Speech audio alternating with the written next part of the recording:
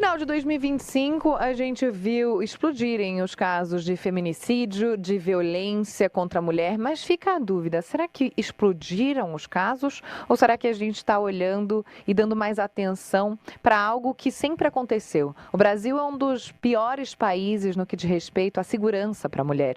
É um dos países que tem mais número de feminicídios, morrem cerca de 4, 5 mulheres por dia por violência contra a mulher, por feminicídio no Brasil. Então, não é um desvio de comportamento, é um padrão de comportamento, padrão esse que ele é sustentado por omissão, pela repetição e pela também normalização. A gente sabe que é uma questão praticamente cultural. O machismo no Brasil é estrutural. A gente tem números, então, que se acumulam, a gente tem casos que se repetem, sucedem, a gente tem um discurso do poder público que fica preso a frases prontas, né? Ah, é mais uma vítima, não aceitou o fim do relacionamento. Inclusive, a gente repete isso no jornalismo porque a gente tenta contextualizar em que situação se deu aquele episódio de violência, aquele assassinato, aquele homicídio, mas parece que a gente está justificando a violência em si. Então tem muita coisa que está errada. Para a gente falar sobre isso agora com a gente, para nos ajudar a entender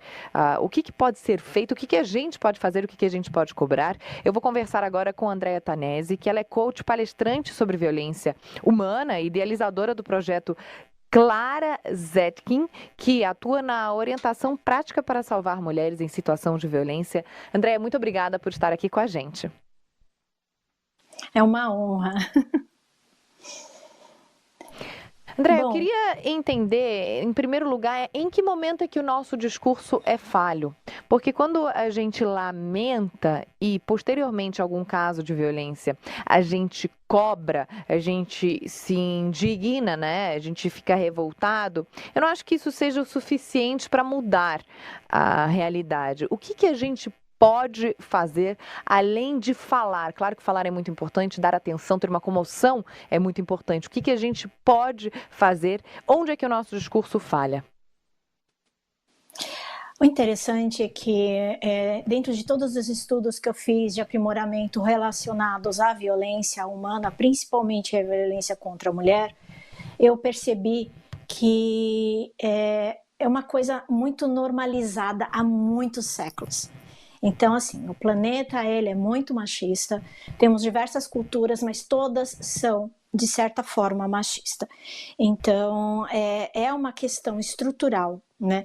Então, não adianta a gente brigar, reclamar, se a gente não tem uma mudança significativa no nosso comportamento diário, né? E acredite, quem cria... Por sermos machistas, um planeta machista, quem cria as pessoas são as mulheres.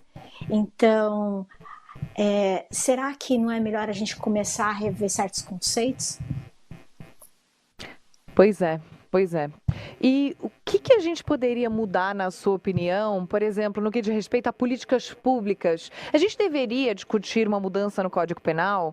Isso é um assunto que divide opiniões e que ele é, de certa forma, polarizado, porque quando a gente tem um discurso muito forte e a gente diz que um homem que comete um feminicídio, ele não deveria nunca mais sair de trás das grades, ou tem muita gente que defende até pena de morte, é uma coisa difícil de ser falada, não é isso que eu quero trazer aqui, mas há uma sensação de que a gente tem penas brandas aqui no Brasil. No entanto, estudiosas dizem que a gente tem uma legislação, a gente tem um Código Penal que é suficiente, mas na verdade a execução da lei, ela não é suficiente, a fiscalização das medidas protetivas não é suficiente. Então, o que a gente poderia ajustar para que não houvesse a sensação de impunidade quando uma violência é cometida contra uma mulher? Então, com relação a isso, a Lei Maria da Penha, ela é vista como uma das leis mais bem elaboradas mundialmente, tá? Tanto é que ela realmente tem um arquétipo maravilhoso, uma formação maravilhosa textual, porém, o nosso país, ele é muito falho nessa questão. O ser humano, vamos voltar um pouco, o ser humano, ele é muito complexo, então ele tem a sua natureza de caráter, ele tem a sua natureza de formação. Na criminologia a gente sabe muito bem que tem uma formação que envolve o crime local, os meios em que influenciam na criação daquele ser, E, inclusive, na psicologia, você analisa que existem transtornos, né, ou não de personalidade naquele ser em questão. Né? Então, é um contexto bem complexo a ser trabalhado.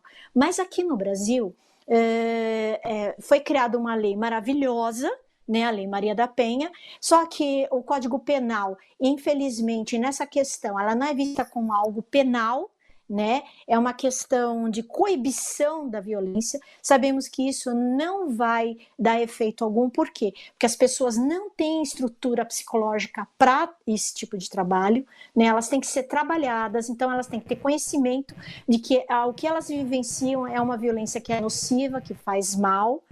E dentro desse parâmetro, as nossas leis, elas são muito brandas na questão de se pega um flagrante, por exemplo, já aconteceu de eu estar com uma vítima, o policiamento, infelizmente naquele momento, não estou falando geral, tá? Nunca se generaliza, mas naquele momento veio um policial machista que ainda tirou sarro da moça, que estava apanhando na frente dele praticamente por um homem bêbado. O homem não foi encarcerado, ele foi dispensado, e aí eu tive que fazer uma denúncia, né, do policial na época, né? Para salvar a vítima que estava sofrendo violências a ponto de quase ser morta. Então, assim, eu fiquei pensando, será que é uma série de fatores, todas são voltadas ao quê? Ao conhecimento. Então, assim, se o governo tivesse uma punição penal para esses casos, talvez as coisas fossem mudadas. E tem um outro lado também. As pessoas estão contra a maioria, tá? Contra a Lei Maria da Penha, porque falam, protege a mulher e o homem é desprotegido. Não, temos também homens que são violentados por mulheres, acredite. E eu sei que tem casos que as mulheres chegam até matá-los, né? Não estou falando que são a grande maioria, sendo que o nosso ponto aqui é violência contra a mulher. Apesar de que as leis, que nem cadeia de custódia, essas questões, muitas mudanças no policiamento com relação a esses flagrantes, né? A soltura rápida desses violentadores, que nem eu passei por uma situação de tentativa de feminicídio por um relacionamento abusivo que eu tive. Ficou em pouco tempo de relacionamento, porque eu não aceitei esse tipo de conduta, porém, ele foi solto logo aqui em seguida. Logo no início da Lei Maria da Penha, porque ele entrou pela Lei Maria da Penha. Então, será que temos que rever? Os equipamentos não se conversam, então tem uma revitimização muito constante entre as pessoas. Então, assim, a vítima, ela chega extremamente machucada e ela, com o tempo de convívio, ela pode ter adquirido alguma síndrome, algum problema. Então, assim, é uma situação que pode vir a se acometer novamente. Não porque ela goste de viver a violência, é porque ela está presa mentalmente àquele agressor. A gente não sabe esse tipo de agressor que é. E é engraçado que a maior parte são homens, né? E por que está vindo à tona? Porque antigamente não se falava, isso era normalizado. Hoje, tanto é que tinha uma frase, em briga de mulher, marido e mulher não se mete a colher. Hoje, com a lei, com a exigência da ONU, um monte de cobranças em cima do Brasil, que é o 5º em lugar de feminicídio, aí fala-se assim, então começaram a aparecer mais mulheres. Tanto é que quando a gente atendia pela ONG, né, o meu projeto, as mulheres falavam assim, eu estou aqui porque eu estou desesperada, mas eu não acredito no sistema. Infelizmente, ninguém acredita muito no sistema de quem está vivendo a violência, porque são os primeiros a serem mais violentados pelo sistema do que protegidos.